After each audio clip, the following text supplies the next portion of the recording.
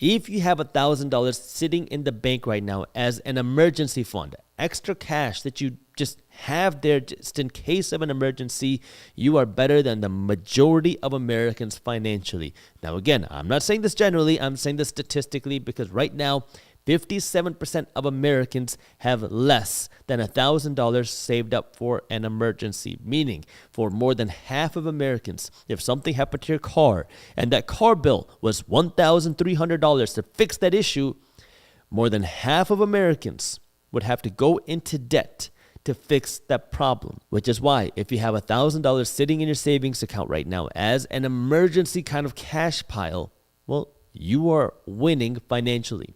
Now, you don't want to stop here.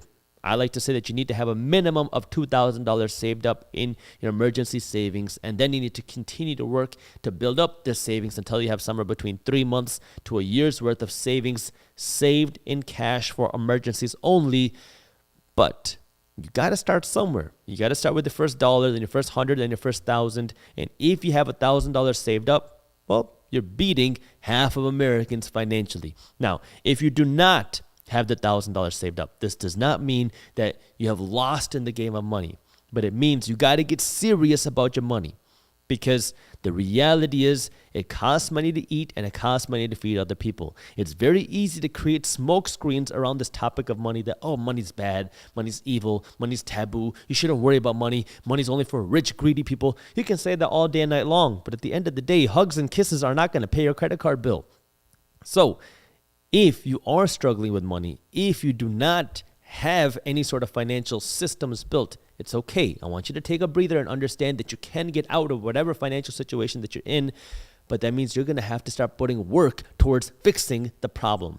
And that starts by you making some financial sacrifices, cutting down on some of your spending, working to earn more money, but then not spending the money that you're working to earn now. You got to take this money, you got to pay down some of the debt, you got to build some savings, and you got to start investing your money, because that's how wealth is built. But that starts with you taking your first step now and actually realizing that, okay, I got a problem. I have a financial problem. I don't have any savings. I'm drowning in debt. I don't have any investments. I need to do something about this.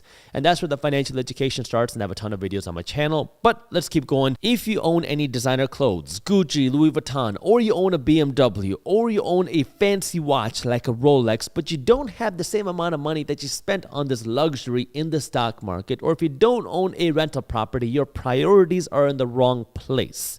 Because what you see happen is people will be very comfortable spending $1,000, $2,000, $5,000 at the Gucci store. But when it comes to spending $5,000 into the stock market or $5,000 into an investment, now it's like, whoa, what happens if I lose my money? What happens if the market goes down? What happens if the economy crashes? What happens if I lose my job? What happens if the company that I invested in goes bankrupt? But you miss the whole point and the whole strategy around the chance of actually being able to build wealth with that money, because when you go and spend $5,000 on the Gucci, that $5,000 is going in the garbage. Now, look, there's nothing wrong with owning nice stuff. There's nothing wrong with having designer stuff. There's nothing wrong with having luxury stuff. I want you to have that stuff if you want it. But you got to make yourself rich before you go out and you make Gucci rich. Do you know why the CEO of Louis Vuitton is one of the richest people in the world? He's either the richest person or the second richest person or the third richest person. It just depends on the day. But he's one of the richest people in the world, if not the richest person in the world. It just depends on what the day is looking like. It's because people are willing to spend money to look like they're rich, buying the Louis Vuitton before they're actually rich. And so now, when you are working hard to make money, are you working hard to make Louis Vuitton rich, or are you working hard to make yourself rich? Because that salary by itself isn't going to make you rich. You got to take that salary and do something with it. And when I say do something with it, I don't mean take that money that you just earned and turn it into a handbag, or turn it into a belt, or turn it into a fancy car. I mean, turn this money that you earned into an income-producing asset, something that's going to keep spitting off cash to you every month, every quarter, every year. That way now, you're working to make money, and all the money you're making is making you more money. As opposed to you're working to make money, you take the money that you're working to earn and going out and buying a handbag. One of these things is going to make you rich. One of these things is going to make somebody else rich. And when you keep working to make everybody else rich, well, you are stimulating the American economy, and the American economy loves you.